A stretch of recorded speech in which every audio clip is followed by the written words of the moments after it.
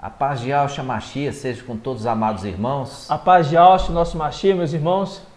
Irmãos, nós estamos dando continuidade aqui à parte 2, tá? Que a gente fala sobre os evangelhos anátemas e também falamos sobre o evangelho escritura de Lucas, ok?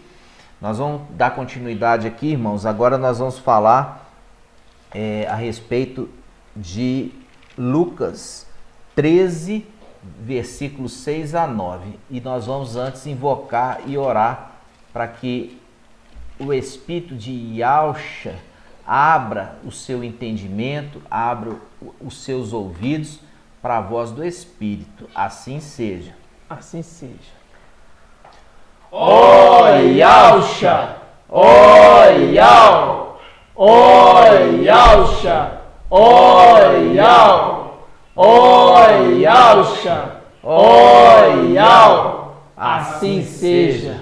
Pai, nós estamos aqui pedindo que fala com o teu povo, com o corpo do Mashiach, que esse corpo seja fortalecido de entendimento, que esse corpo possa ser remido de tudo aquilo, Pai, tudo aquilo que já o afastou de Ti, para que esse corpo seja irrepreensível, como o corpo do Mashiach de fato é. Sim, papai. Todos os irmãos alcancem o pleno conhecimento da verdade. E nós sabemos que não tem como alcançar o pleno conhecimento da verdade ainda com coisas amaldiçoadas. Verdade. Eu peço a Ti, Pai, fala no ouvido, fala no coração, fala na mente destes Teus filhos, que eles possam ouvir, entender, compreender, e aqueles que são filhos da verdade possam verdadeiramente, a partir de agora, uma nova atitude de obediência, Pai, ouvindo e estudando apenas no Evangelho Escritura de Lucas, conforme Shaul Paulo lá na igreja de Esmirna falou, que o Evangelho que primeiramente eles ouviram e creram, e assim seja restaurado, Pai, no final dos tempos, na era de Filadélfia, quando Filadélfia derruba todo o altar de Baal, joga por terra, porque sabemos que Sá derrubou aqueles postes ídolos baixos, como o rei Asa fez. Mas agora Filadélfia, ela derruba os postes ídolos elevados, o que Asa não conseguiu fazer. E nós estamos aqui para isso. Assim como seres espirituais, nós derrubamos toda a potestade do ar, assim lançando por terra. Assim seja, assim no nome de Yahshua ou Mashiach. No nome de Yahshua. E assim seja. Graças a Yahshua, graças a Yahshua, graças a Yahshua, graças a Yahshua, graças a Yahshua, graças a Yahshua. Assim seja. E isso, irmãos, é tão sério. Por quê? Porque o rei Asa, ele conseguiu derrubar os postes ídolos, os lugares baixos, mas ele não teve acesso aos lugares altos. E agora Filadélfia chegou para derrubar agora esses postes ídolos, lugares altos. Por quê? Porque não basta derrubar os postes ídolos, lugares baixos. O povo continua ainda o quê? Ainda continua sob o domínio desses principados e potestades que riem, fazem chacota, e nós não aceitamos nenhum tipo de dominação das trevas, porque Filadélfia se levantou nesse tempo final, foi enviado nesse tempo final exatamente para restaurar as verdades, aquilo que Sardes não teve força para fazer, Filadélfia faz. Filadélfia nasceu pura e vai ser arrebatada pura. Ela vai ser arrebatada como a igreja verdadeira. A igreja verdadeira, santa e verdadeira. E assim seja. Assim seja. Irmãos, vamos abrir então Lucas 13.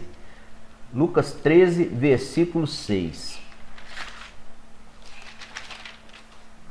Lucas 13, versículo 6.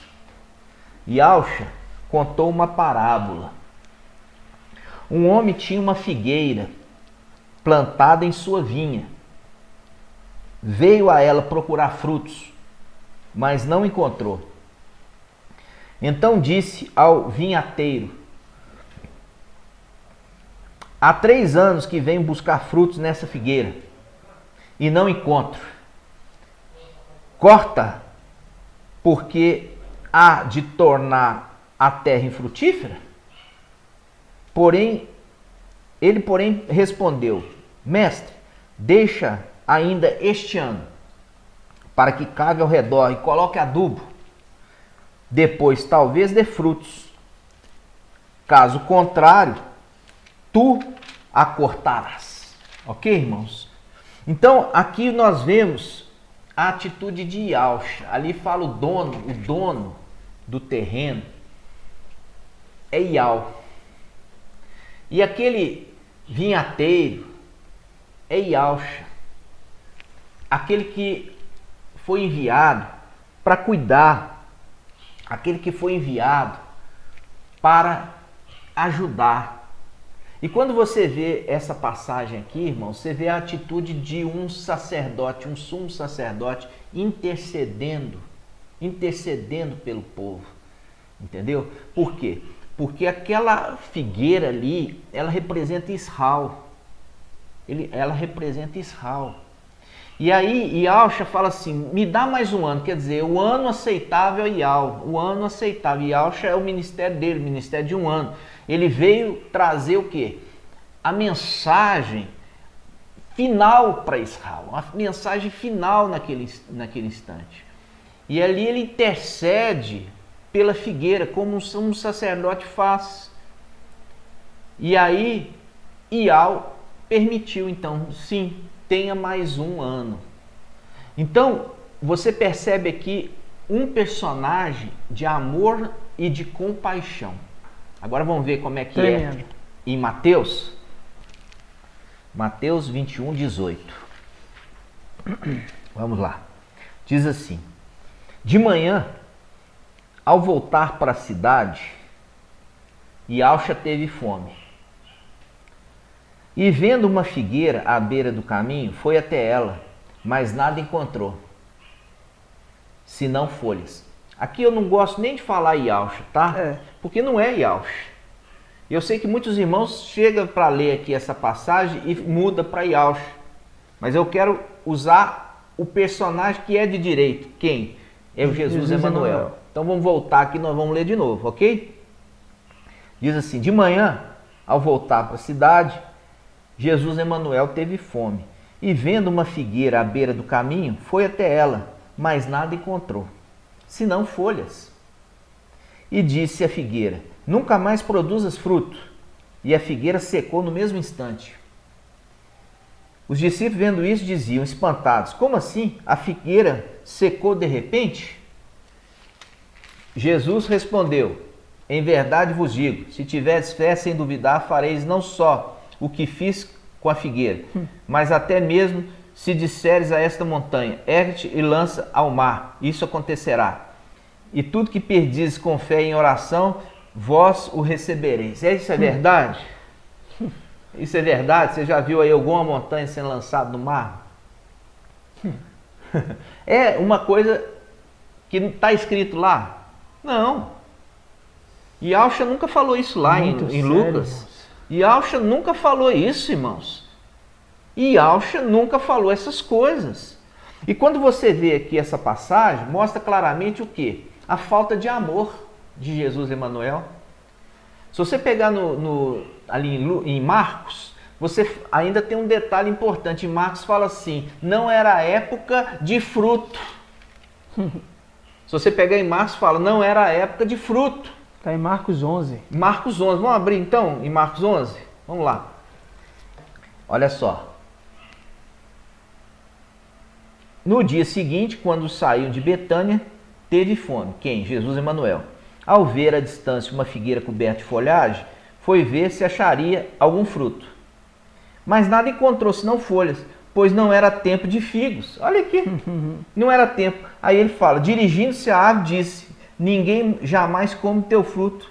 Os seus discípulos ouviram. Aí chega agora, vai no 20. Passando por ali de manhã, viram a figueira seca até a raiz. Ou seja, no dia seguinte. No dia seguinte. Olha só, lá está falando que no mesmo instante, aqui fala no dia seguinte. Começa até entre os anátemas ali chocar as informações. Entrar em contradição. Agora percebe uma coisa, o Jesus Emanuel é injusto. Por que ele é injusto? Porque cegou a figueira, porque não encontrou fruto fora da estação, irmão. O fruto é dado na estação certa. O fruto é dado na estação certa. Vamos abrir essa passagem que o fruto é dado na estação certa? Salmo 1:3 fala assim: é ele, o justo, aqui está falando do justo, ele é como árvore plantada junto a riachos, dá o seu fruto no tempo devido. No tempo devido dá seu fruto, e suas folhas nunca murcham. Tudo que faz é bem sucedido. Você percebe aqui que o evangelho de Mateus, ele está sendo injusto, porque a palavra em Salmo 1 está falando assim, olha, o justo vai dar fruto na estação própria, no tempo certo, e as folhas não vão murchar. Agora, em Mateus, você vê ali o Emanuel, Jesus Emanuel, ele pegando em Mateus e Marcos e mandando secar uma planta fora da estação, ou seja, total injustiça. Porque em Salmo está falando que o justo dará fruto no tempo certo, quer dizer, na estação certa. Ok, irmãos? Vocês estão entendendo?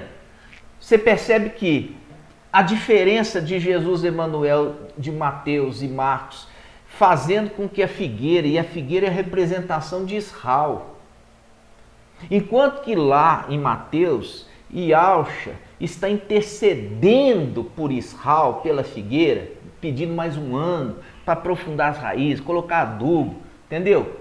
E é interessante que o próprio Yahweh, em Lucas, ele fala que vai cortar. Fala, vou cortar, porque essa figueira aqui não está dando fruto. Agora, se Yahweh fala que vai cortar, Yahshua vai amaldiçoar? Se o próprio Yahweh está querendo cortar, não está querendo secar ela, então Yahshua vai então amaldiçoar. Você percebe a diferença de cortar? Né? Cortar, você está simplesmente criando nela uma força nova. Por quê? Porque vai soltar novos brotos. E talvez esses novos brotos venham forte. E vai produzir muito. Porque isso é o que se faz com a poda. A poda tem a finalidade de crescer forte. Novos brotos, brotos que vão produzir mais. Compreende? Tremendo. Agora você pega em Mateus e Marcos, ele destrói, né? E é exatamente Emanuel, porque Emanuel, quando fala em Isaías 28, Isaías 28? Isaías 28. Isaías 8. Ele fala que vai vir destruindo tudo. Ó, Emanuel, vamos abrir lá. Isaías 8. Isaías 8, versículo 6, irmãos. Diz assim: visto que este povo rejeitou as águas de Siloé, que correm mansamente, apavorado diante de Ração e do filho de Romelias, o mestre trará contra ele as águas impetuosas e abundantes do rio, a saber, o rei da Assíria com todo o seu poderio. Ele encherá todos os seus leitos, transbordará por todas as suas ribanceiras, e ele espalhará por Judá, por Jaldá, com sua passagem inundará tudo, chegará até o pescoço, e as suas asas abertas cobrirão toda a largura da terra. Ó Emanuel, ó povos, sabei e espantai, prestai atenção, todos os confins da terra. Aqui você percebe que Yahweh envia Emanuel para destruir. Está vindo destruir tudo. Para destruir tudo. E ainda dá a dica falando que ele está com as asas abertas, que é exatamente o querubim no templo, que ficava com as asas abertas, mostrando que esse Emanuel é um querubim. Compreende? É um querubim. Então, quando nós estamos vendo essa citação, fala assim, ó Emanuel, é uma invocação. Está invocando ele. Como o quê? Como o Machia. Mas ele é o anti-Machia, ele não é o Machia. Mas está sendo invocado. Ó Emanuel. Por quê? É assim que nós invocamos. Ó Iau, ó Iauxa. Ali aquele povo vai estar invocando ó Emanuel como sendo o Machia. Enganados. Entendeu? Então, quando nós estamos lendo aqui o Evangelho de Mateus, ele está fazendo o quê? Ele está mostrando o quê? Ele está mostrando o anti-Machia. Não é o Machia, é o anti-Machia. Por isso que é o evangelho fermentado anátema, porque mudou o sentido das coisas. É um evangelho construído, compreende? Não é simplesmente trocar os nomes. Você está vendo aqui que está mostrando é o anti-Machia, ao invés de estar mostrando Iauxa. Não é só trocar o nome ali, Jesus por Iauxa, porque o sentido está todo corrompido. Exato. Compreende, irmãos? Vamos lá. E quando você pega o link aí, ó, e já mostrando o que nós falamos anteriormente, no versículo 10 de Isaías 8 fala: por mais planos que façais, eles serão frustrados. Por mais que pronunciais a vossa decisão, ela não se manterá, porque Zeus, aqui está falando, né? Zeus está com eles, né? Que está escrito conosco, isso. Mas é Zeus está com eles. Linkando lá o nome de Emanuel, que significa o quê? Zeus com eles. Vocês estão entendendo? É esse aqui que está trazendo a destruição. Exatamente. E a gente voltando aqui o entendimento, quando fala de amaldiçoar a figueira, que personagem a gente lembra lá da antiga aliança? Quem? Balaão. A gente lembra de Balaão. Balaão foi contratado por Balaque, né? O rei Balaque. Então vamos ler, irmãos, Números 22, versículo 11 e 12. Que diz assim, ó: eis que o povo que saiu do Egito cobriu toda a terra. Vem, pois, amaldiçoá-lo por mim, assim poderei combatê-lo e expulsá-lo. E Al disse a Balaão, aqui é a condição de Al falando com Balaão: não irás com eles, não amaldiçoarás este povo, pois ele é abençoado. Percebe, irmãos? Quando a gente vê ali, ó, o povo de Israel é um povo abençoado, porque Iau abençoou a descendência de Abraão. E como ele abençoou a descendência de Abraão, ele não pode permitir que seja amaldiçoado. Então, quando a figueira, ela é representação do povo de Israel, descendência de Abraão. Então, quando nós estamos vendo ali, dele estar amaldiçoando a figueira, esse Emanuel, Jesus Emanuel, é essa representação de Balaão. E o anti-Machia vai receber uma boca de blasfêmia, para blasfemar, uma boca de blasfêmia. Isso está em Apocalipse, capítulo 13, versículo 5. Vamos abrir lá. Apocalipse, capítulo 13, versículo 5. Versículo 5, que diz assim, irmãos: foi-lhe dado uma boca, boca de quem? A besta. Foi-lhe dado uma boca para proferir palavras insolentes. Tá vendo? Palavras insolentes e blasfêmias, e também poder para agir durante 42 meses. Ela abriu então a boca em blasfêmias contra Iau, blasfemando contra o seu nome, sua tenda e os que habitam no céu. Tá vendo? Então, esse que está amaldiçoando a figueira é o anti-Machia, conforme Apocalipse, está mostrando que ele vai, na metade ali do seu governo, quando ele vai sofrer uma ferida de morte e vai reviver, ele vai receber uma boca para proferir maldições, blasfêmias, compreende? E nós fazemos link também, que ali fala de Emanuel, que está isso em Isaías 8, 6 a 8, que está falando ali desse querubim, ó Emanuel, que está sendo enviado porque eles rejeitaram as águas mansas de Siloé, que é Iauxa, está sendo mandada essa água turbulenta, essa água suja, essa água barrenta contra Israel e contra todo mundo. Aí nós fazemos um link, ali fala o querubim de asas abertas. Ó Emanuel. Aí a gente faz o link com o quê? A gente faz o link com 2 Crônicas 3, 2 Crônicas 3, 10 a 13. Vamos ver. E diz assim, ó: para a sala dos santos mandou fazer 2 querubins de metal e revestiu de ouro. As asas dos querubins tinham 20 côvados de comprimento, tendo cada uma delas 5 côvados e tocando uma na parede da sala e a outra na do outro querubim.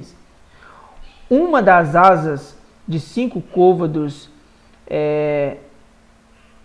de um querubim tocava a parede da sala e a segunda de 5 côvados tocava a asa do outro querubim, ou seja, eles se encontravam aqui e uma tocava no canto da parede e na outra, mostrando que os dois querubins tomavam toda a parede ali, toda a largura do templo. Isso. Ou seja, aí no versículo 13, as asas desses querubins estendidas mediam 20 côvados, ou seja, ocupando tudo, estavam então colocados de pé e a face voltado para a sala, ou seja, estavam ali voltados diretamente para a sala. E perceba que foi Salomão que fez isso. Salomão colocou a imagem, fez 2 imagens de querubim, revestiu de ouro e colocou no Santo dos Santos.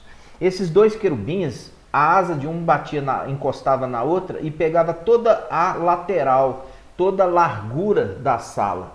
E aqui em Isaías 8 fala uma referência, falando que esse querubim, né, com asas abertas, Emanuel, ou seja, Emanuel é um desses querubins com asas abertas que vai vir arrastando toda a largura de Israel e toda a terra. Então, você vê como é que as escrituras conversam? Ela está conversando aqui com a gente, falando de segredos através dos links. Exato. Entende, irmãos? Isso é alimento sólido, E a gente continua aqui, irmãos, ele mostrando o quê? Mostrando que esse personagem que é referido em Mateus nunca foi Yahshua. O tempo todo, Mateus ali, não é o evangelho anátema, ele está apontando para o anti-Machia, o tempo todo ele está apontando para o anti-Machia, em hora nenhuma ele apontou para Yahshua. Exato. Entendeu?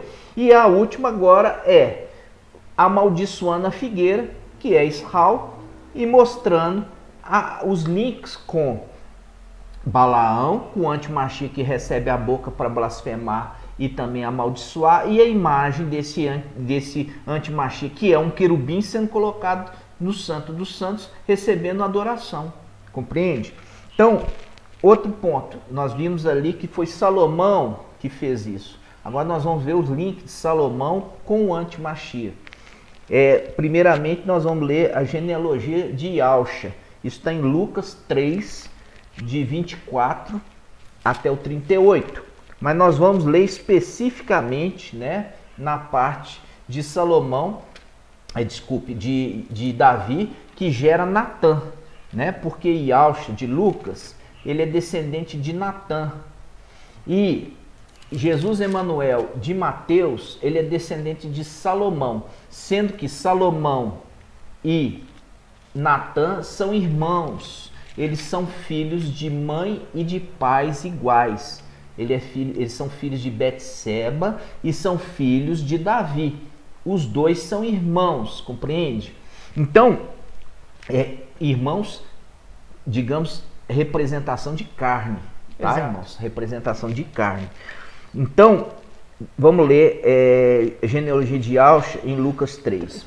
Em Lucas 3, para a gente pegar aqui direto na genealogia, e tem um detalhe, quando você estiver lendo a genealogia de Lucas, ela está invertida, tá? Ela está pegando, primeiramente, ali contando de José e indo para frente. Ela não está pegando do primeiro, né? Pegando ali de Abraão e vindo, ok? Então você tem que perceber isso, porque esse é um detalhe que quando você vai em Mateus vai ter uma diferença. Então tem que ter... Isso aí é exatamente para poder despistar.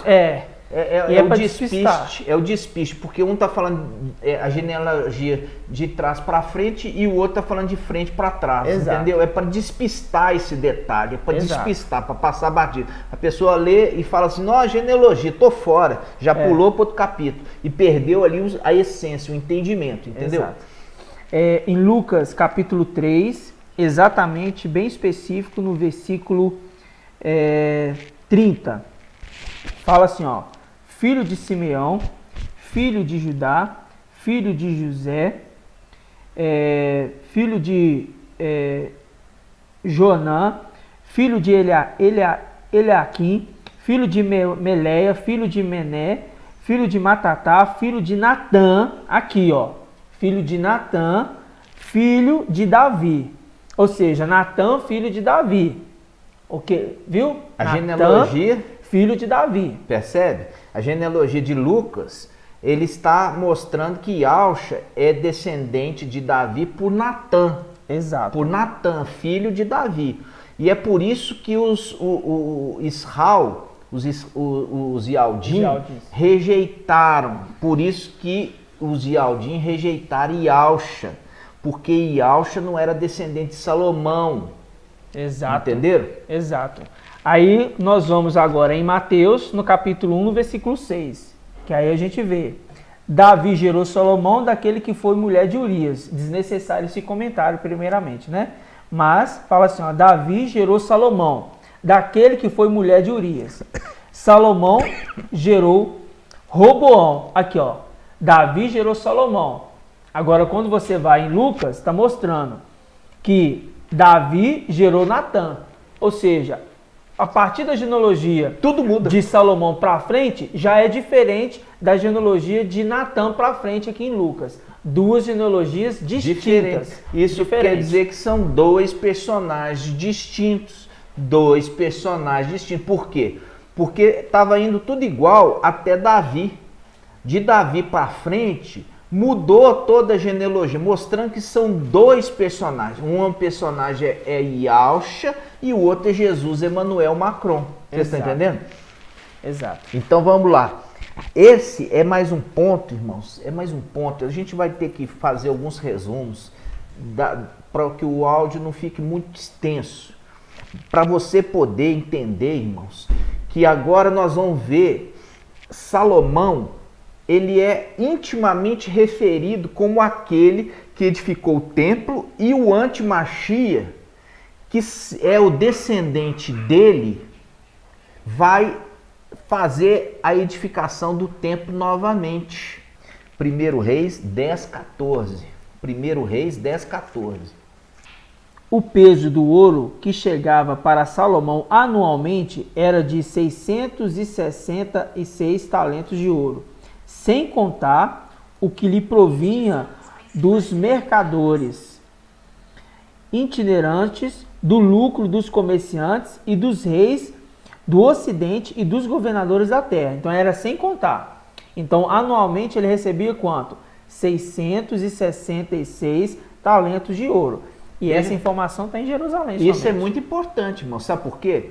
Porque se você pega uma Bíblia, dessas Bíblias com linguagem atual, ela tira a conexão, porque a conexão está falando 666 talentos de ouro. Quando você pega essa Bíblia que transfere o talento para aquilo, tirou o link, perdeu o link. E o objetivo aqui não é saber a quantidade de peso, é fazer o link da associação dos personagens. Exato. Compreende? Então, irmão Marco Beethoven leu aqui 1 Reis 10:14, e aqui nós vamos ver também, né, em Apocalipse 13. Olha só, Apocalipse 13, 16 ao 18. 16, né? É. Apocalipse 13, versículo 16.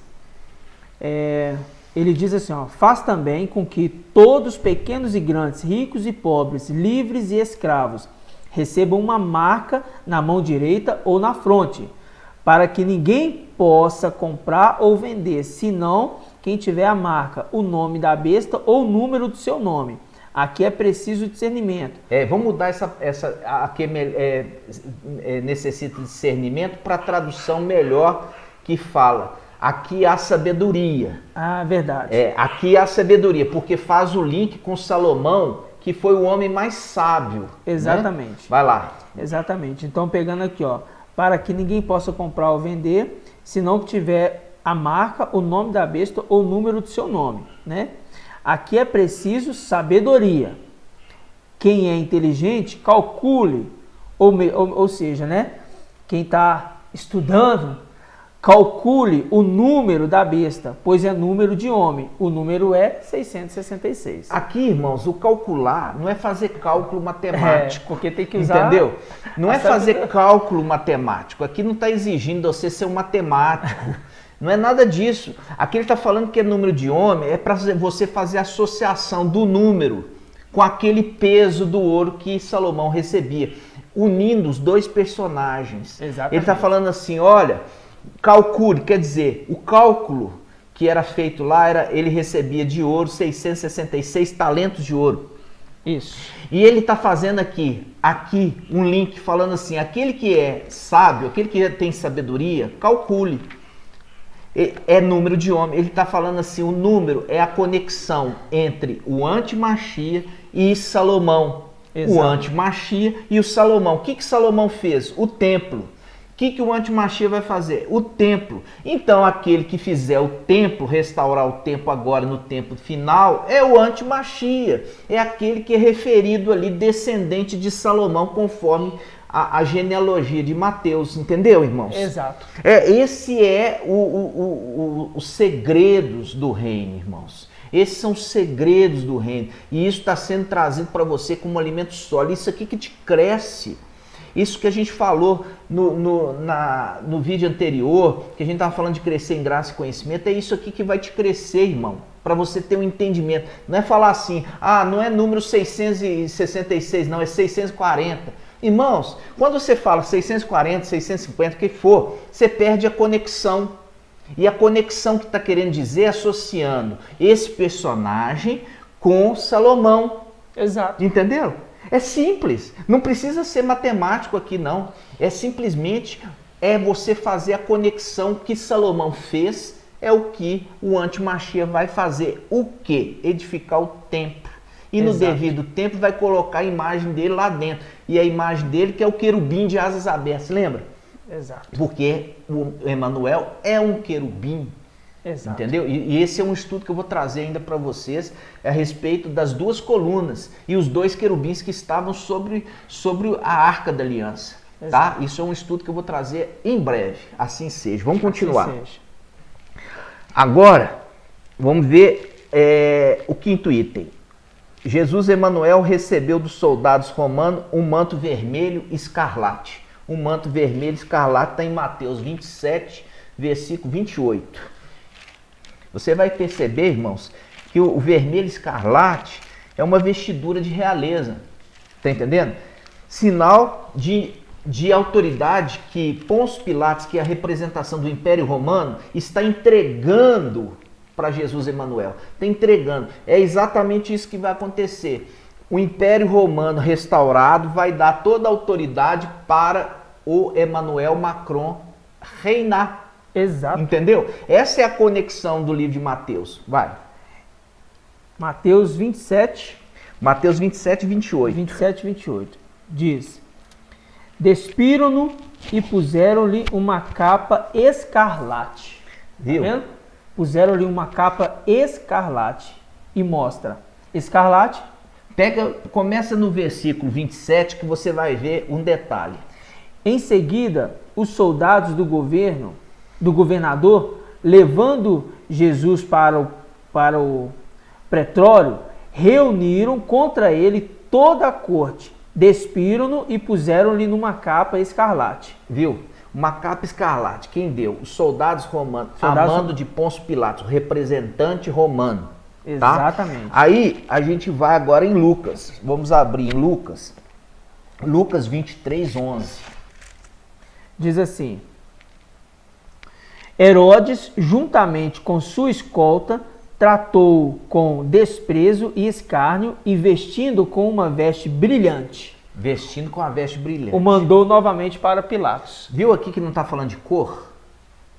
Viu que não está falando de cor aqui em Lucas?